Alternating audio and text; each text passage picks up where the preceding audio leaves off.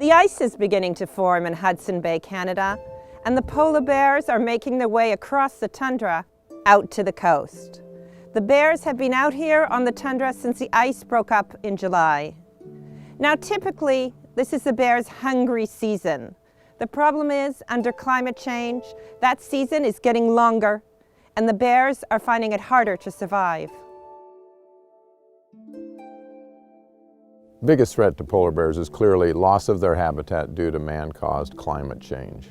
Polar bears get all of their food from the surface of the sea ice. They're highly specialized to catch basically two species of seals, ringed and bearded seals, and they can only catch them from the surface of the sea ice. They can't catch them predictably in open water, and those seals don't come to land very often. So when the sea ice is gone, polar bears are food deprived.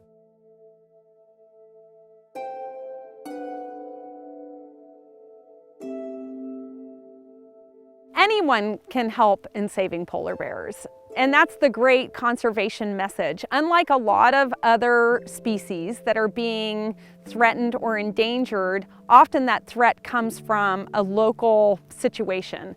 And with polar bears, it's really a global conservation issue. We can drive less, we can bike more, we can eat locally, we can eat less meat. And so really anyone and everyone can participate in saving polar bears.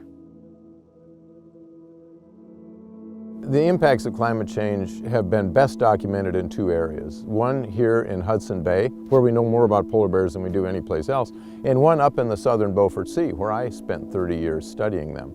In both places, we're seeing declines in physical stature, declines in body condition of some sex and age groups, and the most important thing we're seeing is declining survival rates, especially of young animals. And when scientists say survival rates are declining, what that means is that more polar bears are starving to death.